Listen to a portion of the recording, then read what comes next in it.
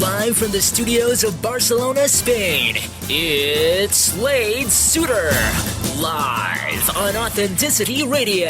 Slade Suter, live on Authenticity Radio. It's a radio show about real people and real authentic talk. And now, your host who has the hospitality of a fat and jolly innkeeper, Slade Suter.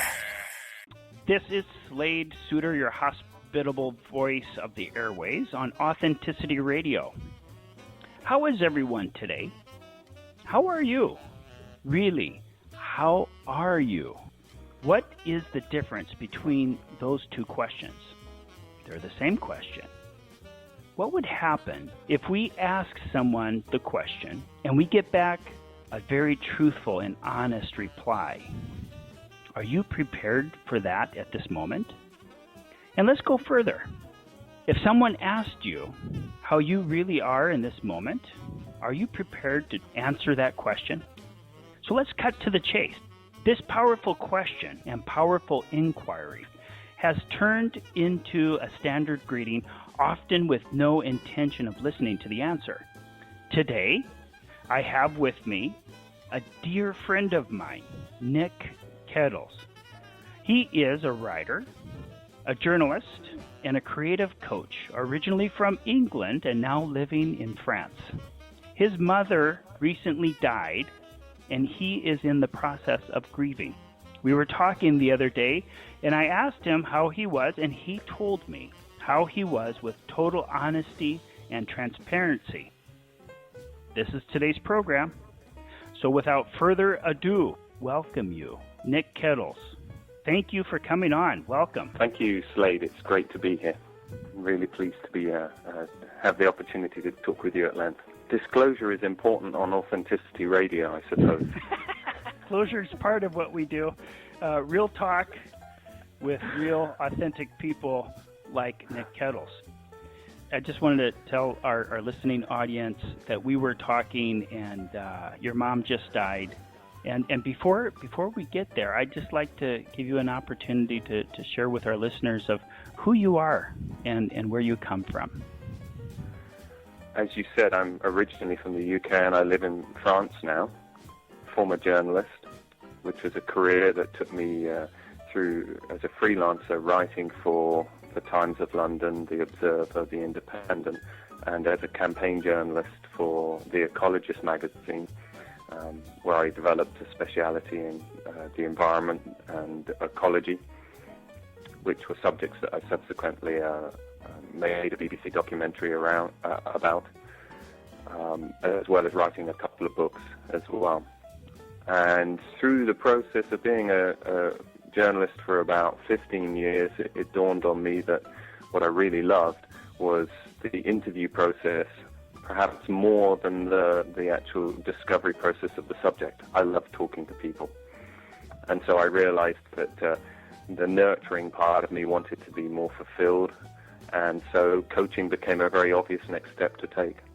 I'm retuning my journalist's listening ear in service of helping people fulfill their potential. And it's something that I do on a daily basis, and I love. That's what I do in my work, and I do that to support my family, my beautiful partner Priya, and my two daughters Asha and Ella, who are now coming up 12 and 9, and full of life and lots of challenges. Oh dear, imagine that. Yeah, meaning that they're happy to challenge their parents. They're at the age where they answer back more creatively. Well, I guess that provokes more creativity on your part, doesn't it, as parents? Yeah, well, absolutely. It's a challenge every day to listen and not want to just cut them off or shut them down, and to really listen to what they have to say and acknowledge, their objections to whatever is happening or their wishes, and then balance that with what's possible in the moment. Mm-hmm. Now, Nick, you are a professional through and through. I mean, you have a lot of experience out in public, and the other day when you and I were talking, and you were talking about your mother just passing, Yeah. And we had really kind of a brutal and honest discussion about how you were. And you said, you know what, that would be a great topic. And I said, yes, because so many of us ask the question and are not really prepared to listen to the answer. And that was the hitching point of where we're going to go off today. So how are you? This morning I'm feeling both buoyant because there's good things happening in my work, but also there's still process going on. I've been talking with my sister this morning, and what I noticed talking to my sister about more of the details of Mum's estate and probate, and it's heavy conversation, and what I'm noticing is that my resilience for like heavier, more profound conversation is becoming stronger. It's almost like it's normal now. It's a normal part of every day. So I was noting that it's become a part of the routine this morning, and I was didn't make any judgment of that, but I was just noticing that. So that's how I am this morning. There's a sense of both that there's still some way to go, and also a sense of being very present with the challenges of my work and continuing to keep the routine of day-to-day life going where possible. We were talking, and you said that there was no time to waste. That one thing that your mom taught you in her passing and her death is that there's absolutely no time to waste on this planet. And part of that was learning to speak what was from the inside and not being afraid of sharing vulnerability with other people. Absolutely. The real reason that the subject became interesting for me was that naturally after when someone passes, you get a lot of contact from people who wish to express their sympathy to you. And without judgment of people's intent, which was very caring always, I realized how ill-equipped the majority of people in the West are to deal with death as a kind of standard response. And the standard response is, my thoughts are with you, or, I'm sorry for your loss. And when you hear it multiple times, sometimes 10, 20, 30 times in the space of a couple of weeks, you start to think that it sounds like a cliche almost. And you start to realize that actually that response is actually also a sense of obligation to say something, but also it's also a kind of a barrier as well. It blocks you from having an authentic conversation. I remember going to out for the first time with my family to like a social event 4 weeks after Mum died, and there were about 4 or 5 people that I hadn't heard from, who were part of our group of friends, who approached me, and they had this kind of heavy look on their face, and they're already sad, they're already anticipating that I would be very, very sad. And actually, at that moment, I was really happy. I was experiencing a lot of joy and a lot of sense of gratitude for my mum's life and the things she'd given me. And I could see them come. I was like, no, don't say you're sorry for my loss. Not now. If I'm sad, I'll let you know. But and they'd come and they'd say, I'm sorry for your loss. My thoughts are with you. And they all had, there was kind of like a somber look on their face, and I felt it was a real challenge not to kind of be dragged down by that.